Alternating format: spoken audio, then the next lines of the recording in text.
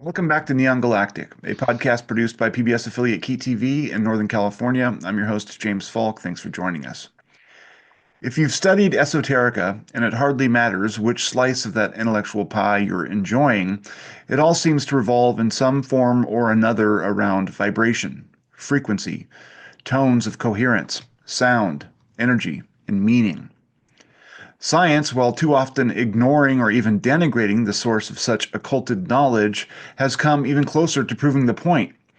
String theory, harmonics, the vibrational nature of quanta, the propagation of waves in a nested tangle of fields that spread in every direction, then the sudden punctuation of particles emerging from noise like a faintly heard melodic line. In particular, something that suddenly stands out from background and blessedly does something singular, something interesting, a living declaration that makes a kind of fate from simple circumstance. Somewhere in these notions of sound and motion, tone and meaning, the universe's secret code gets cracked. Such, according first to the ancients and now the modern, is the basis of being. And we sense this, don't we? Music for humanity is a ticket to ride. Each note an identity, every chord a community, and we journey along the paths of song, translating the shifting sounds into a kind of gnosis, an empathic resonance that communicates the finer shades of emotional experience and allows for existential, if momentary, transcendence. This, in part, is the thesis of UFO Symphonic, a new book by author, journalist, and musician Mike Fiorito, one that outlines such arguments while presenting an array of anomalous experiences involving music, often UFOs, human consciousness, and sundry.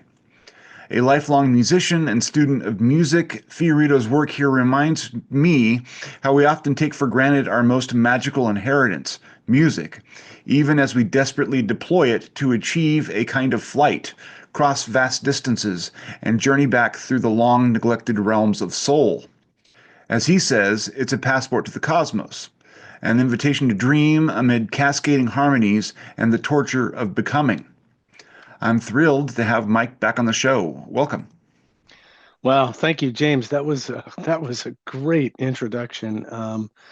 I just loved what you said, and you hit on so many things as you clearly read the book and thoroughly looked at the different threads and brought it together as you do and you've done before so wonderfully. So thank you for that, and thanks for having me on the show. It's great to chat with you and share ideas. So Absolutely. I loved your book. And I am also a musician. I mean, amateur hour, I played at clubs and stuff, but was never a professional by any means. But there are so many doorways through music that lead to transcendental moments. yeah. And you cover those in the book, and you also go much broader than sort of the typical ways of sort of enchanting ourselves through it. But Mm.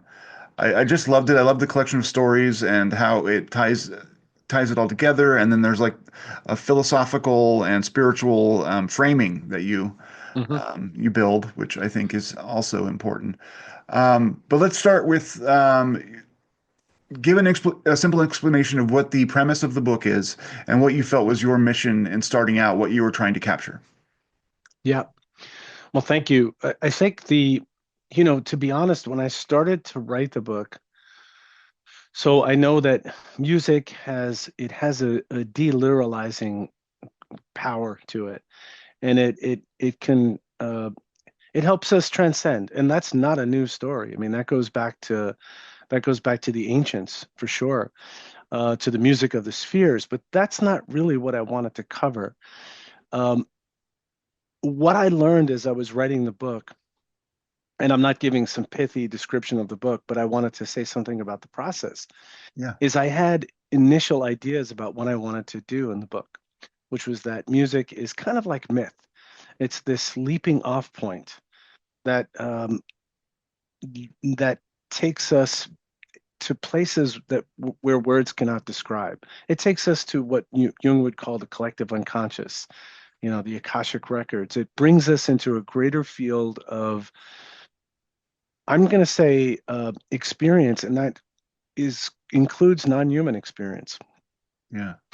And then as I was began to write and to research the book, it sort of began with music, but then you'll see it became UFO Symphonic Journeys into Sound, because I realized that it's more than just music. I mean, music is, for the most part, is you could say human beings. I mean, birds make music, whales make music, but it's this intentional framing of sound. So it's a little bit more structured. And yeah, I mean, birds create melodies and they repeat those melodies. Whales have songs and they repeat those songs. So there's something to that. But then I discovered that there's first of all, the music is made of sound. I mean, everything is, you talked about vibrations at the beginning. So I mean, rocks vibrate, with a frequency. Everything in the universe is crackling with sound, is making noise. I also discovered that, things like binaural beats, that there's something incredibly powerful about, and this was something I hadn't done before. I began using, it was actually through an interview with Marla Freeze, and she said, oh, she gave me this whole other world to go explore. So I had started to check out Gong Yoga, uh, uh, uh, doing yoga or sound baths, so sound therapy with chimes and bells and things. And then I came upon binaural beats. So binaural beats is where, and for those who haven't heard of it before, it's where you have two frequencies. You're wearing a headset and they're going at different frequencies. And it creates this kind of warble effect, which is Yeah, like well, it reminds me of when you're tuning a guitar, and you are listening for the beat of the tuning, wow, and wow, like, wow, wow, yeah, wow, yeah, wow, and you're wow, waiting wow. for it to line up. Yes, And so there's particular ones that achieve effects on your consciousness, and people have been deploying that. I mean, astral travel, out of body experiences, those sorts of yeah. things are apparently achievable through that technology, which is utterly fascinating. Have you done that before? Have you tried the binaural beats? I have a couple of times, and I enjoyed I enjoyed it, and I felt like I had I achieved something. But Yeah. I always find that I just enjoy my meditative practice. Mm. It's like something about the setting it up and doing it is just it's like I'm more comfortable just sitting. But I mean, Sure, sure. And I did it as part of the research. I found it, so it has, when you go into that state, it's very hypnotic, and you begin to get these hypnagogic kind of, I'll say, images or motifs. So they're like pre-dream things that begin to emerge. Sometimes they emerge as beings. They're kind of archetypal. I like what Jung said. Jung said that myths think their way through us into being. I love that. I love that the archetypes are a thing themselves, that they're like independently existing, and they kind of, through us, they bring themselves into being. And I remember there was one experience I had where I'm lying down, and there were these things would just pop into my head, and it was like an old lady, kind of like almost a broom sweeping, what my grandmother would call a strega, like kind of a witch, like that. And she was yelling at me and stuff. And you think, well, was that me? Is that who's that? Is that me? Is that, it's probably me. Um, but there, Robert Monroe, who invented, well, with other people who created the notion of binaural beats. He felt, and his books are amazing. His books are amazing, and I read them and used them for research in this project. That he encountered beings. Now it's interesting, who seemed to know way more than he did, and they were giving him knowledge. They were trying to teach him. They even had a sense of humor. They were trying to teach him about, for the benefit of all humanity, yeah, which is a theme that occurs throughout the book, but it occurs also in UFO encounters, people who have encounters with visitors. There's this thing that it seems like the universe is trying to teach us. yeah. Um, and that's just like one modality. Then there are other things too that I discovered. So things like rhythms, you know, just rhythms alone. And there's a whole field you can go there. It's a gigantic field. Whether that rhythm, if you think about it, even disco, you know, music that makes you get up and move Yeah. and does things to you. Maybe it creates a state of mind. It's very primal. Four on the floor, like that kind of that feel. It's like you can feel it in your heart. Yeah. And what I'm saying is that it just I found myself going far afield from where I began, and delightfully. One thing that was important to me in writing the book, and I realized for some people they may want a UFO book it's got all of the like checkbox of UFO stuff. I don't do that. I don't write books by decree. I let the process take me. But I brought into this book, as I'm sure you saw, mythology, anthropology, musicology. I wanted to go deep into subject matter to help bring in other ways to express this thing Yeah. and not be so prescribed that it's this and it's only that. There's a project. It was a process of discovery, Yeah. to be I honest. there's a Ray Hernandez. He wrote a bunch of books Hmm. along with a bunch of other people about basically what we're encountering with the UFO and other paranormal phenomenon is a contact modality. It's like we basically allows us different ways to engage that transcendent realm or whatever. And it struck me that this very much fits. I mean, music and sound fits Hmm. into that paradigm of like it can experientially kick off the contact experience or the transcendental experience. And it's something that humans have known throughout its history. I mean, if you go back to tribal communities and, I mean, even today, I think that trance dancing and, I mean, Sufi, all of that, it's like the connective power of music and the ability of it to entrain people allows for like a capacity of consciousness that we don't typically access, and Yeah, I find that lovely and fascinating. I completely agree. It is a contact modality, and I think on so many levels, and I tried to investigate some of that. I mean, some people have experiences with UFOs that are just silent. It's just silent. It's this thing, and the silence is part of its like arresting, power. That Yeah, this gigantic thing has this incredible presence, and it's zero noise. But some people have experiences where there's what was a common theme amongst people was this ethereal music that was the most beautiful, angelic music they've ever heard. This incredible kind of symphony of gorgeous sound. That's the way they described it. hmm I didn't put those words into their mouths. I was on different podcasts. I was beginning to write the book. I was on your podcast. I talked about UFO Symphonic in its nascent stages. And then people reached out. It kind of happened that way. yeah, So not everyone has that experience. And it seems to me, and I've said this before, I probably have said it to you, you know, in music, there's information. There's a lot of information packed into music. And I kind of feel like non-human intelligence, this is one way to send a message. And that message could be, perhaps it's being communicated every day in ways that we're not hearing it, we're not noticing. Like I walk outside in spring and you have this incredible collection of birds and this super sophisticated conversation that's going on for which I have no idea what's happening.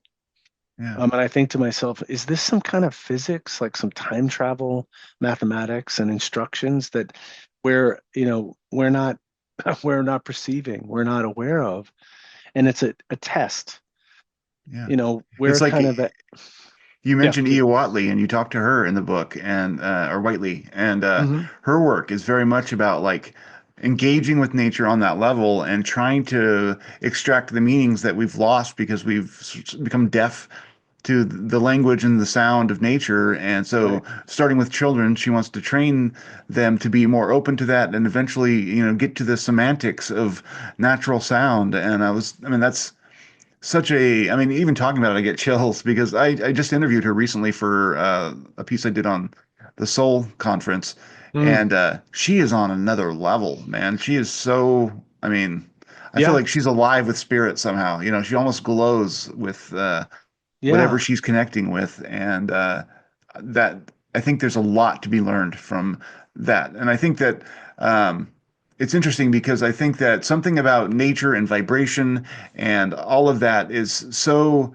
it's like if we were ocean going creatures, it's our natural environment. Like we're kind of swimming through vibration and we've become immune to it, except in special circumstances when we set it apart and we say, okay, this is music, but it's Hmm. always ongoing. And there's so much we can learn. I mean, one of the things that amazes me about music, I'm going on a tirade and I should let you talk, but No, please. um, It's the way that love it. music communicates emotion so effectively. And, I've often thought about that. Like, I took a music theory class and we went through the circle of fifths and all of those sorts of things. And it was a great class if you're, playing in a band because you learn everything you'd ever need to learn about stuff. And for some reason, out of all my classes, that stuck with me more than any of the other stuff.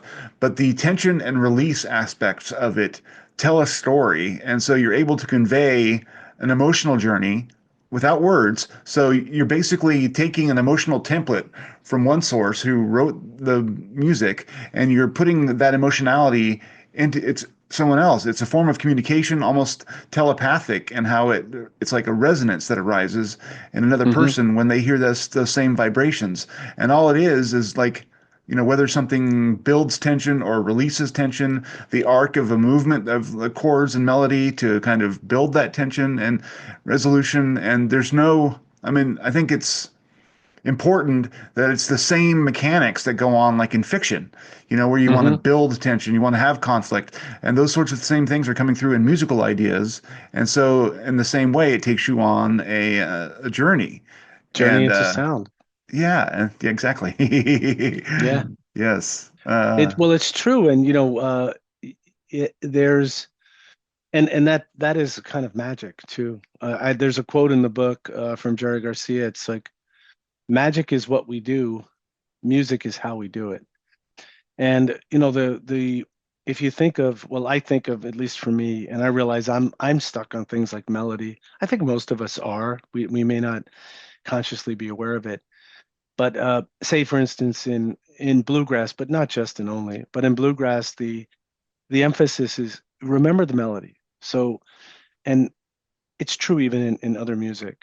Our favorite guitar players, our favorite uh, instrumentalists, if you lose the melody, if you're just, shredding, we've lost the communication to some extent. I realize that could be its own type of journey too, that could be very Yeah. mathematical and interesting, complex, but there's something about the weaving and this hypnotic thing and this taking us along Yeah. and a step by step and holding our hands and bringing us to a place.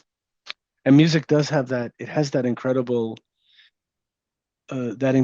power to. Yes, it takes us to memories.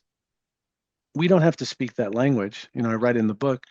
It could Yeah. take forever to learn a language, to communicate with people who don't speak your language. But music is instant.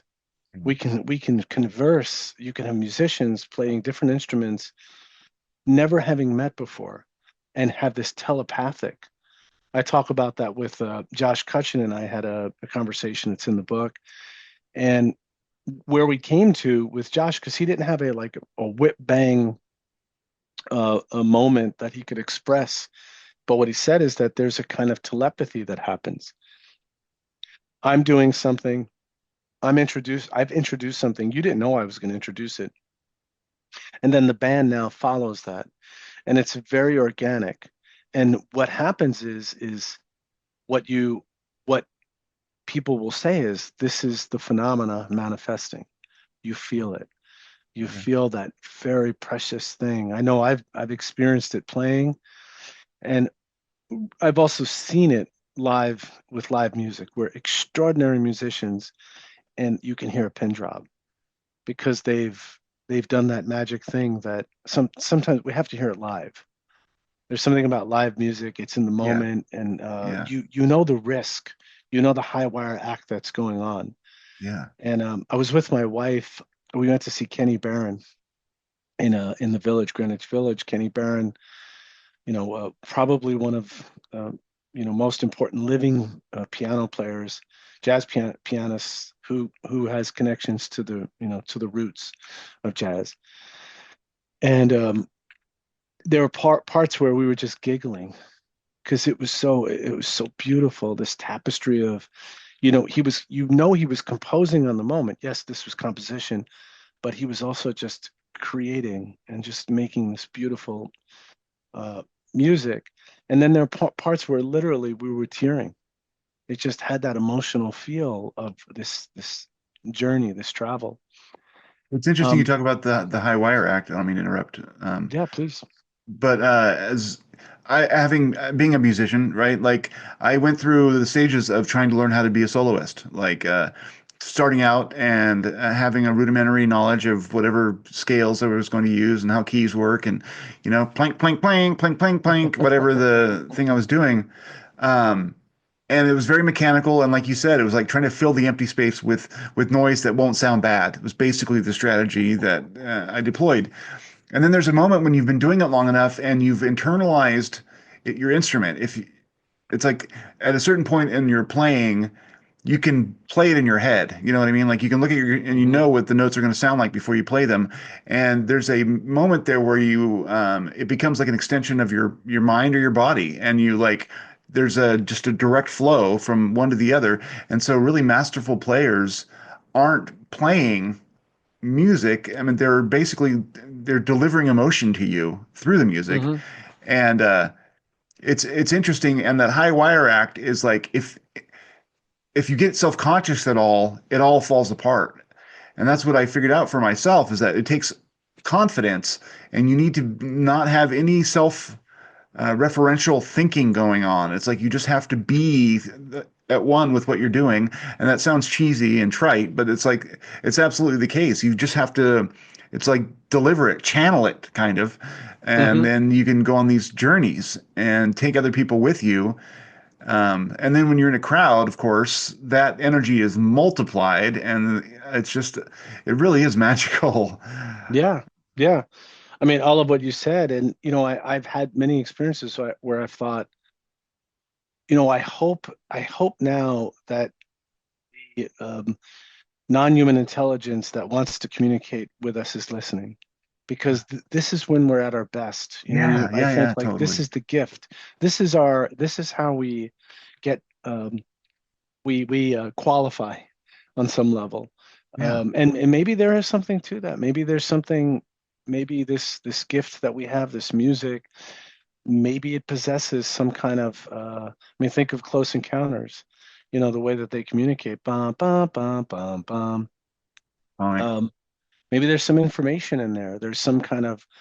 And this began. I began playing with these ideas as a writer writing fiction, writing kind of philosophical speculative narrative, and I just began writing these ideas in Falling from Trees, and I just felt like I was going somewhere with it. I was paddling to somewhere. I was trying to get somewhere. Mhm. um, but of course, this comes together in the UFO. When I say UFO, as you know, because we've had conversations, UFO, the phenomena. So that could include near-death experiences. It could include out of body experiences. It could include hypnosis. It could include a psychedelic experience, something that has kind of ontological, uh, it may have ontological shock power to you, to knock you out of your kind of everyday non-listening, we're just kind of going about life. I think that's an important part of the book that I was trying to say is listening, Mhm. is hearing and listening and paying attention. And that could be listening to the birds, listening to nature, awakening to, and I'm not preaching here, but Yeah. awakening to this magic, this gift that we have to be on this planet alive, to share this earth, of which what we are earth. We are the earth. We consume, drink the water from the rivers, oceans, which,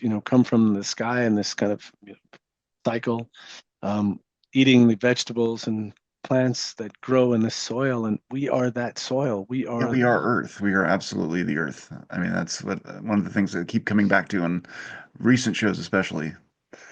We are Earth. yeah, yeah. And it's, I love wake up to find out that you are the eyes of the world. And that's, beautiful quote. And I think that's one layer, that terrestrial layer is just, we're still at the place where for the most part, we're not even there. We're not even awake to the idea that in Apache, the word for mind is the same word for land. Mhm. That's fascinating. That Yeah. there's this continuity of I am that. I am that. I am that also. I am that. And music is just one modality for that. There are many others, and you'll notice in the book I hardly make any great claims. I'm mostly speculating. Yeah. It's mostly I try to understand, well, where does music come from? We don't know. Musicologists can't say. They believe that singing preceded speaking in words, which is interesting, but that Mhm. the anatomy for singing preceded the complex, what was required for articulation with words, which is, I think, so much of our brain is occupied by the tongue, the use of tongue and mouth to create. As I'm speaking in real time, my mouth and tongue are orchestrating breath and uh, subtle musculature to expel words that you comprehend. I mean, that alone is just like, geez, wow. Yeah. Mind And blowing. the fact that, when you watch people singing, turn the volume off and just look at it. And you look at this thing we do. I do that sometimes. Like I'll go on Instagram, you don't the speaker isn't on. You're listening to different music while you're looking at it. And we almost look pathetic on some level, where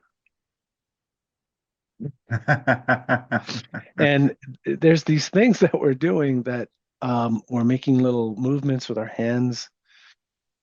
And you think, well, do we really need music? It's funny because we do, in the sense that all of us, so many of us will say, well, I can't live without it. But it's not like oxygen. It's not like food, Yeah. but it's something it allows us to express the deepest aspects of who we are and to share. Um, it's this communication that we're not conscious of. We're not conscious how complex and how important it is for our lives. Yeah. And I think that awareness of that kind of subtle energy is one of the few places in our lives where we have it. And I think that if we didn't have it, that capability would be even further stunted. And I mean, I even think that it's such I mean, people talk about alcohol as a social lubricant or whatever. I think music is that, and I think if we didn't have music as the relief valve for a lot of pressure and tension and Hmm. love and drama, we would be way more dysfunctional than we already are. Yeah, Seems to it's me. and it's one of the, in a way, it's like it's a refuge that we can connect. You go to a bluegrass concert, there's no politics. No one's talking any politics. There's no, oftentimes it's something where, and hopefully always, where we can go and we can find commonality. I don't have to, I can get this stick that has a string on it and it looks like, God, how did they make this thing? It has two strings. And they're able to get this incredible, like in Uzbekistan, I've been listening to videos and these, uh, instruments that look very much handmade, or gourds, from different parts of the world. And then people are doing complex things like with their palms and with their fingers, sometimes knocking, like doing all these things.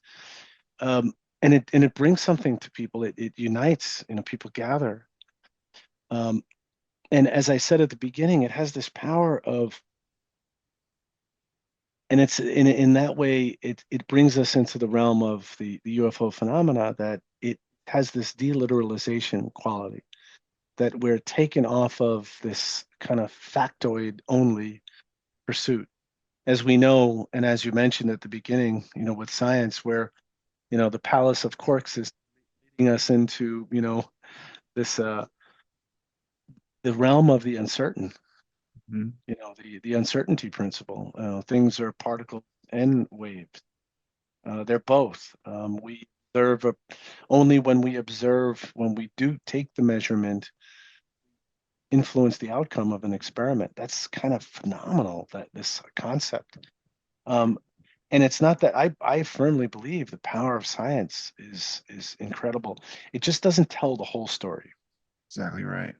It doesn't tell it doesn't it and it will continue to evolve, and I appreciate science. I've always been a fan of science. I'm certainly not anti-science. It's just the scientism, the limited thinking of, yeah, you are this ego, and our rationalization, our rational mind can do incredible things, but it's very limited, and it's not the whole story. Yeah. And And music music does allow us reminds to, us that. yeah, exactly. It gets deeper down. It's like it grabs a hold of something that's beyond that intellectual sort of like armor and shakes us around in a good way.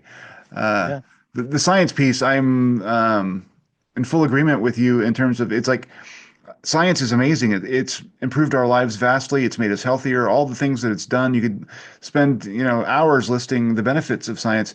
But there's also an arrogance that's come along, and it's not science. That's more of a social phenomenon. But we get invested in the truths that we think we've discovered. I mean, science is about asking questions. The answers are never supposed to be certain. Any answer in science is a theory, and then you can, if you find that it doesn't fit, then you change it. We've become so enamored with some of our theories that we refuse to consider, evidence that may shake those foundations up. yeah, People's careers and tenure and all those sorts of things become invested in these ways of thinking, and unfortunately, that means that we block off whole realms of human experience and say, well, we can't approach that because it doesn't fit in with what we've deemed to be paradigm. the yeah, exactly, paradigm. Well, Max Planck said, science progresses one funeral at a time. Yeah. And it sounds macabre, but when you have someone who's the don of a university or something, and they reign supreme, um, it's and you what you were talking about is the structure of a scientific revolution. Thomas Kuhn wrote that book, a very powerful book. Yeah. And it's not to say, that there's a book I read by Steven Weinberg a long time ago. The title of the book was Dreams of a Final Theory, which is kind of funny when you think about it. It's a final theory. It's so Nothing left to literal. I discover. think, Yeah. yeah, it's like, oh, because I think that, and I think Bernardo Kastrup said it something, so I'm paraphrasing, but it's like, when we know, it's like we've one upped the universe. Hmm. We know more than you. Yeah. And Hawking said something like, the goal of science is nothing less than a complete description of the universe we live in, something like that. And it's, man, that misses so much, It that, we does. Yeah. dream, we we go into this place, and when we dream into this like stub basement of ourselves, and something that's probably, no, it is deeper and bigger than us. There are parts of it that, and when we dream, or when we listen to music, or in other modalities, when we discover this thing that we are is way bigger than just us. I mean, the very fact that science tells me that there's more of not me in me than me.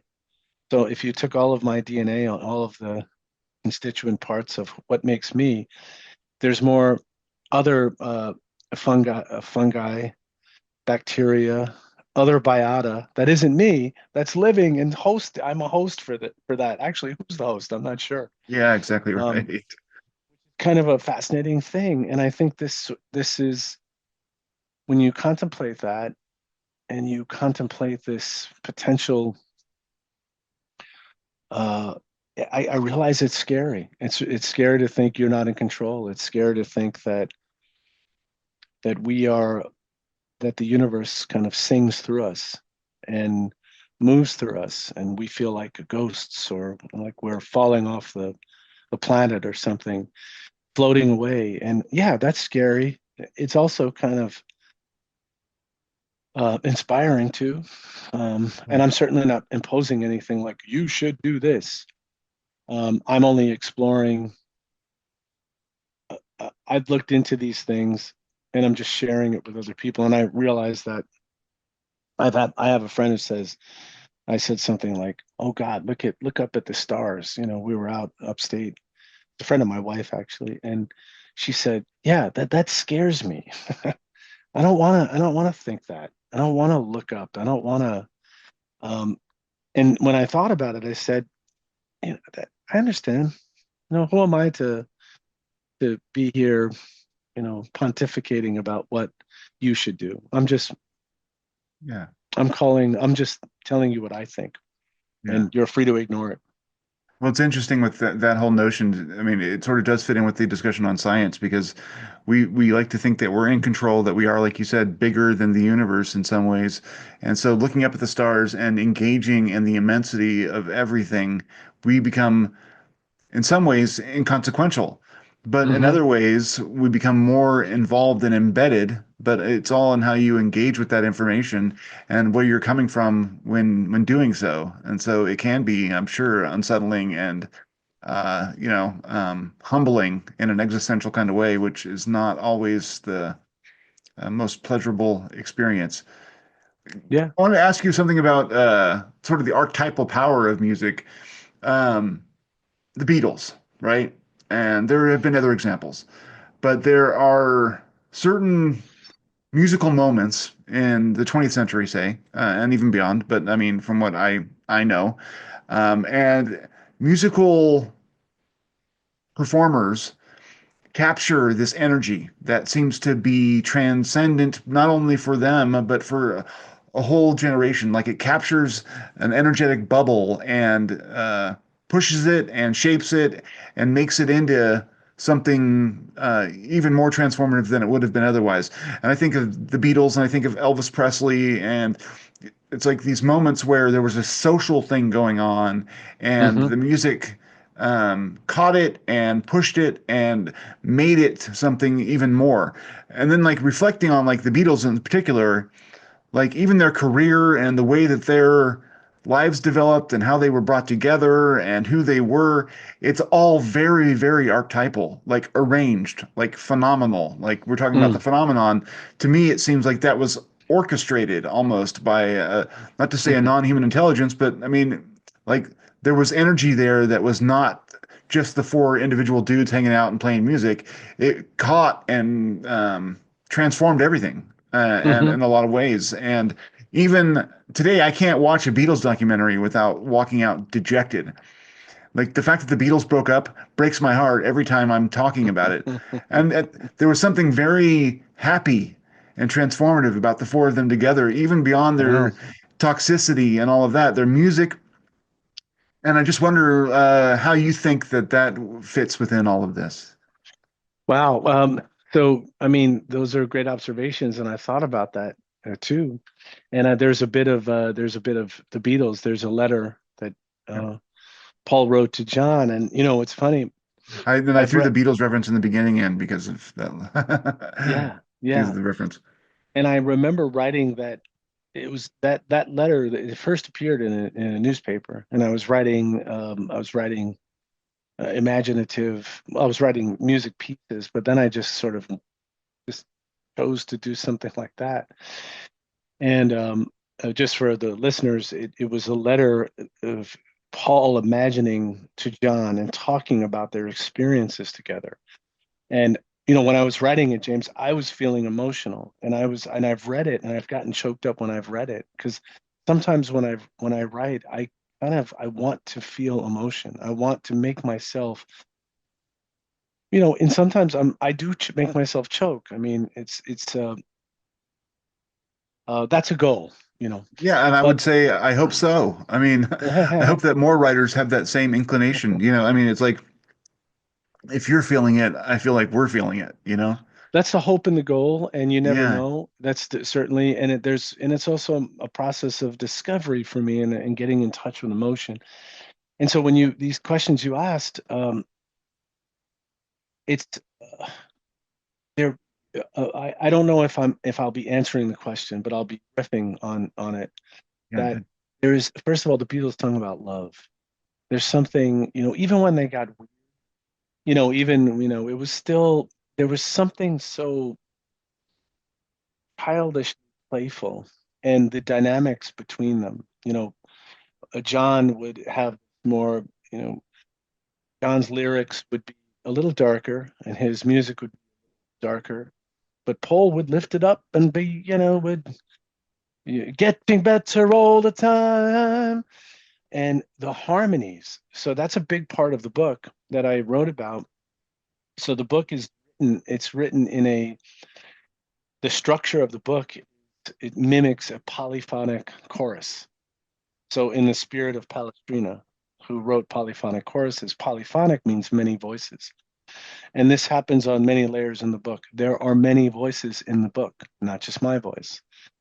Um, there is something in harmonies, and when the Beatles came together, mostly in three parts, but sometimes in two parts, and there's just such I when I sing with my wife is very good at creating harmonies on the spot, and I can do harmonies, but mine are crude, usually kind of like basic and thirds maybe, and it's kind of nothing. I'm not doing anything so unique, but hers are unique. And when we do them together, and then harmony is I'm doing a note, you're doing a note, we're basically making a chord. Mhm. And it just is so touching and moving. And Yeah. Beatles had the quality of the voices, the different influences that they were bringing in. I mean, Paul's harmonies are just it's like he was beyond human. Yeah. And Yeah. sometimes you're like, is that one voice? What is he doing here? And I know there was some manipulation with the engineering, but it was beyond that. It was Yeah. truly beyond that. The combination of styles, and George brought in his raga and kind of Hindustani styles, and his psychedelic and Indian classical, um Rockabilly before that, I mean, like rockabilly. Chet True, Atkins, he was trying true. to. Yeah, Travis, Merle Travis, Yeah. Yeah. absolutely. And there's country in their styles. Yeah. John brought in kind of in a way like kind of rock and roll, straight ahead rock and roll, and the bizarre lyrics. I am the walrus, and really off the charts, imaginative. And Paul brought in this kind of, happy, happy. Um, his lyrics are mostly always sort of happy. They're less. I don't want to say interesting. They're not as dark as John's. And then and also what he brought in musically, ragtime. Mhm. And the way the style of piano playing, review music, Yeah, show uh, tunes kind of almost show like, tunes. yeah, Yeah, like he would just be all over the place. And yeah. so, On the yeah, bind down, up and here. This kind of in the door. And I realize that's Wings, but in kind of style in the Beatles. And then Ringo brings in really underestimated, first of all, marching band music. Bum, bum, bum, bum, bum, bum, bum, bum, bum, bum, bum, bum, bum. And a style that is, it's a shimmery way he played. And it's kind of you can't do this is where like science fails because you yeah, can't break it down. It's just this collection of things that came together so uniquely. And yeah, there have been great bands, and I love other music, but man, they brought something super special, and they were so young. So they were yeah. like young guys.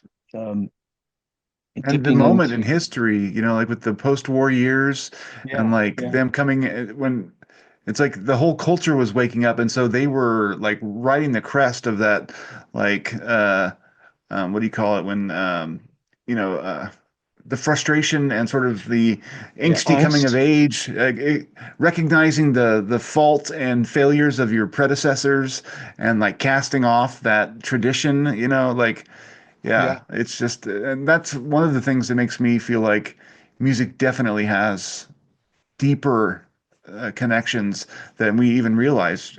Changes Uh, culture. It yeah, transforms. There's an interesting picture when they're young. you're cutting out a little bit. Your audio's cutting out. It's better. Maybe it's just momentary. Yeah, yeah, it was just like flickering. Yeah, okay, no, go Just a ahead. moment. That was probably a communication from elsewhere. Okay. Um, but there's the Beatles' greatest hits album. I forget what it's called, but it's when they're young. They're on the cover and they're looking down or up from a like a multi-story building, Yeah, yeah, totally. Yeah, and yeah. they're like these young guys with their haircuts and everything. And then there's the picture when now they're hippies, and it's kind of it really hits me in the heart because they sort of in a way they kind of make they're a main transformer of culture. I mean, they Yeah, go to study meditation with the Maharishi Mahesh Yogi. They take psychedelic substances, and in a way they kind of propagate. It's not the taking of those things. It's the opening of the mind. It's the uh, what music can do as ritual as I mean, George's songs are about God. yeah. He's writing love songs to God. So I think I've probably gone way off the thing there, but this incredible collection of things that and I when I listen to Palestrina, Renaissance Renaissance composer, Yeah, it's all voices, it's all choral because the the voice was the only at that time. This was the most consistent instrument we had. You didn't have to work. It wasn't an instrument that could go out of tune, that could be imperfect. The voice could be as perfect as anything could be. When you listen to Palestrina, I'm hearing the beginnings of the Beatles. These voices coming together. yeah. And there's the Mass of Pope Marcelli, that one in particular. It's like a portrait of the human soul when I hear it. Uh, Mhm. and it's to me, I remember, and you read the book, and I was at a kind of low point. I was separating from my wife, and I was depressed and feeling, clinically depressed. And I remember I would listen to that to Palestrina, and it was these angels taking me to a place of comfort.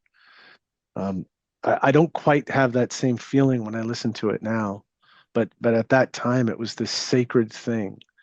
Um, I hear it and I love it, but it doesn't have the emotional quality that would quiet me.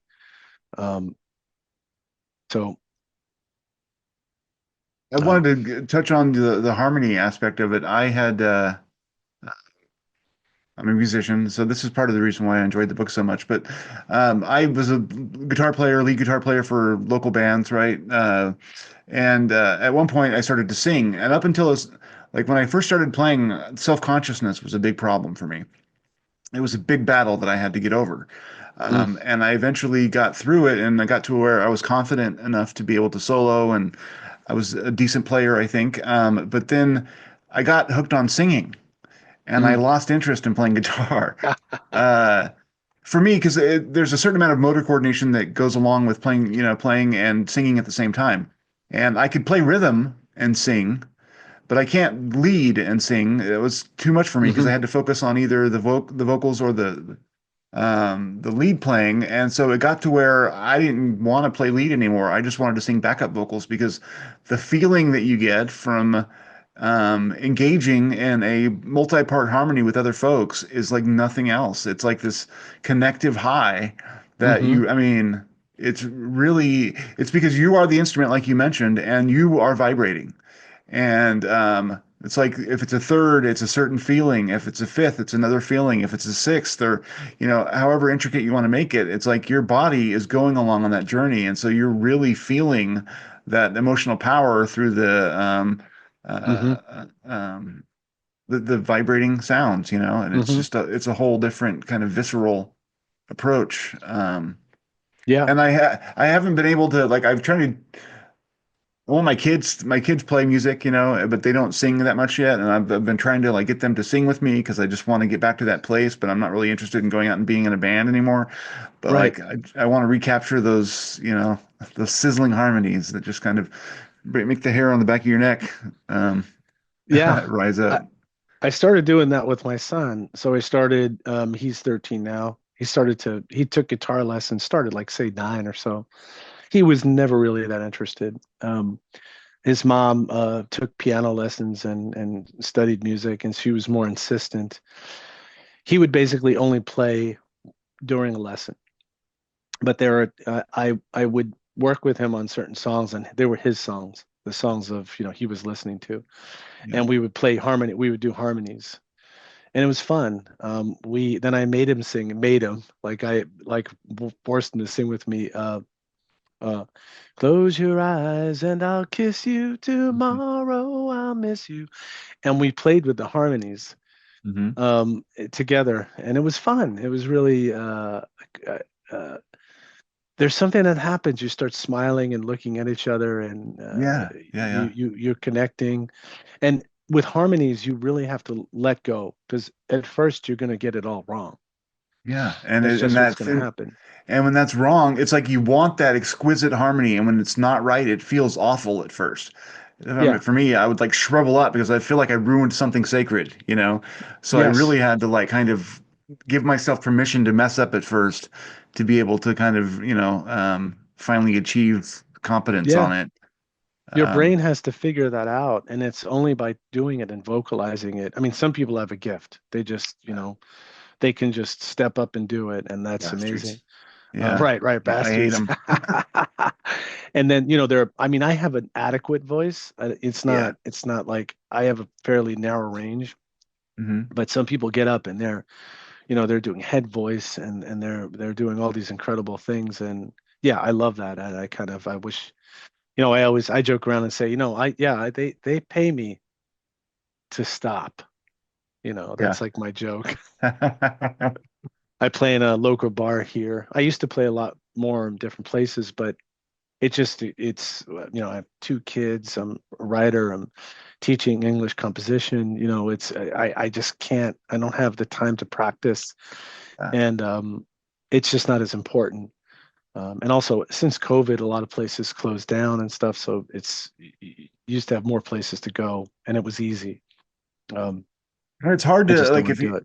Yeah, and I was never a solo act. I would always have to play with other people, and maintaining those relationships can get difficult. And a lot of times Sure. with musicians, there is ego that comes into it, and people, Yeah. get convinced or I mean, I've been in a band. I mean, this is sort of totally off topic, but like where you want to have a democracy, and it totally doesn't work. But then I'm in another band that needs to be, you're like finally someone's just going to decide what's going to happen. That's going to be way more efficient, and the guy turns out to be a total jerk. So that doesn't work. It's like sort of human civilization in microcosm. How do you govern, 4 or 5 Yeah. people in a way that is effective and gets the job done without anyone getting butthurt or overzealous? Yeah. Yeah. That's super I played acoustic guitar. I started to play acoustic guitar because it's orchestral. Yeah. And you can do, it has rhythm. There's more rhythm in an acoustic. You can feel the rhythms and you can get more like sounds. You can get bass, trumpet sounds. You can get different sounds in an acoustic. You get the warmth of, chords and stuff. Um, when I can, and I love to play with people, it's just like you said, it's just hard. It's just hard. I haven't even gotten to the point where arguing with each other. We just can't find time to get together. Is mostly what it is. Yeah, yeah, yeah. It's the modern malaise of distraction and everything else. I did want to ask you a question that's about Yeah, UFOs, sort of, but yeah. not necessarily the musical part. You're living in New York, right? Hmm. The drone Yeah. situation. What are your thoughts? Are you hearing about people Oof. seeing those things, or what's your take? Yeah. It's I you know I'm it's the drones are it's kind of like the disclosure conversation, which for me I find very frustrating because uh it's sort of I don't know. I don't have inside track. I did get some because I'm in this community, and there are many people in this community, and someone reached out, a good friend of mine, and what he said, it was some kind of uh, there was something like radioactive stuff that was in the Ukraine and was supposed to be transported back to the US. The container arrived, but there was nothing in it. And so the drones have been going out to kind of scour the area, is what, he thought. Now, I don't know if that's true. It's really hard to say. It's perplexing. The government doesn't explain, which is it gets everyone's freak on. Exactly right. I Um, mean, that's the main problem with all of this is the vacuum that's been created by the government who kind of wants to poo-poo it, but then, I mean, something major is going on, whether it's, I mean, whoever's doing it, there's so many sightings that it can't possibly be, mistaken flights. I mean, these people right. in the neighborhoods, you see planes. I mean, you've lived in this neighborhood for 20 years or however long, you can learn to recognize the plane going into, JFK Airport or whatever. It's not that, and so they need to take those testimonies seriously, and they don't seem to be. But so they're not looking in your bedroom window at night or anything like that. Well, that's something I was talking to my son about. That first of all, you have there's a lot of change in the world right now. You have a change of Yeah, guard at this country. Um, you have a lot of change happening in the world. There's a lot of big change afoot. Perhaps, I don't know. Is this a test of some kind? Is this a reconnaissance of looking at something that we're not aware of what it is that they're looking at, or are they just looking at us? Is this an experiment in observation? Some kind of, think of like martial law. If you wanted to declare martial law and just maybe there's some data or whatever that was needed, who knows?